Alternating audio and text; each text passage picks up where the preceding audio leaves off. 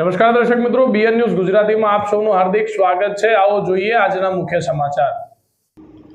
દહેજ પ્રખંડમાં ત્રિશુલી દીક્ષા કાર્યક્રમ યોજાયો।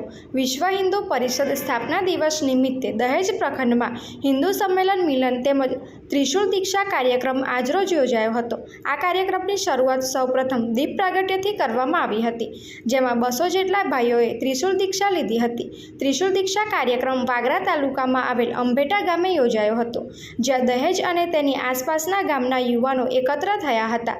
આ કાર્યક્રમના મુખ્ય વક્તા તરીકે શ્રી દુષ્યંતભાઈ સોલંકી, શ્રી અંકુરભાઈ મોદી, શ્રી મયુરભાઈ પટેલ, શ્રી યજ્ઞેશભાઈ પટેલ, શ્રી સુનિલભાઈ પડિયાર વગેરે હાજર રહી આ કાર્યક્રમને સુશોભન કરાયો હતો અને આજના આ યુવાધનને જાગૃતનો એક સંકેત અપાવ્યો હતો।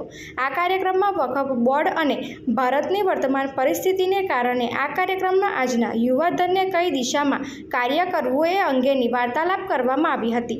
આ કાર્યક્રમમાં એક જ જગ્યાએ એક જ પંગતમાં આશરે 200 જેટલા યુવાનોએ ત્રિશુલ દીક્ષા લીધી હતી અને ધર્મની રક્ષા અને અધર્મની સામે લડત અને ધર્મ માટે યુવાનોને જ્યાં જરૂર પડે ત્યાં એક સાથે મળી ધર્મ માટે રક્ષણ કરવાની ચર્ચા વિચારણા કરવામાં આવી હતી। Reporter Mehul Parmar, BN news Gujarati, દહેજ।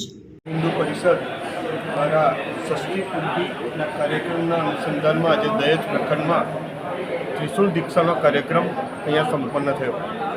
સાથે સાથે હિન્દુ સમાજમાં વકફ બોર્ડ, વસ્તી નિયંત્રણના કાયદા હેઠળ અને ભારતની જે વર્તમાન પરિસ્થિતિ છે તેને ધ્યાનમાં રાખીને બાંગ્લાદેશ અને પાકિસ્તાનમાં જે હિન્દુઓની સ્થિતિ છે અને CAA કાયદો, NRCનો કાયદો અને વકફ બોર્ડ જે રીતની જમીનો ભેગી કરી અને અત્યારે એ પરિસ્થિતિ ઊભી થઈ કે પાકિસ્તાનના કુલ ભૂભાગ કરતાં પણ વધારે જમીન હિન્દુસ્તાનમાં વકફ બોર્ડ પાસે છે।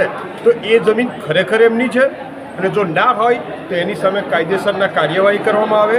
જો એનો રેવન્યુ નંબર ના હોય તો રેવન્યુ નંબર લેવામાં આવે અને જે રીતે મઠ, મંદિર અને આશ્રમો ઉપર અધિગ્રહણ થયેલા છે એ અધિગ્રહણ દૂર કરી એમને વધારેમાં વધારે સજા થાય, ઉમ્ર કેદ સુધીની સજા થાય અને જમીનની કિંમતનો 20 ગણો જો એમને જુર્માનો ભોગવવાનો આવે એવો કાયદો ઘડવા માટે આજે વિશ્વ હિન્દુ પરિષદ અને બજરંગ દળ માગણી કરી અને જાગૃતિનું અભિયાન ચાલુ કરી રહ્યું છે।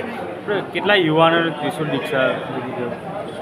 200 લોકોને આજે અહીંયા દહેજ પ્રખંડમાં યુવાનોને ત્રિશુલ દીક્ષા અર્પણ કરી અને એ સિવાયના વિશ્વ હિન્દુ પરિષદના બજરંગ દળ સિવાયના બીજા બધા કાર્યકરો એકત્રિત થઈ અને આ અંગે આખા તાલુકાને જાગૃત કરવાની પ્રતિજ્ઞા લીધી।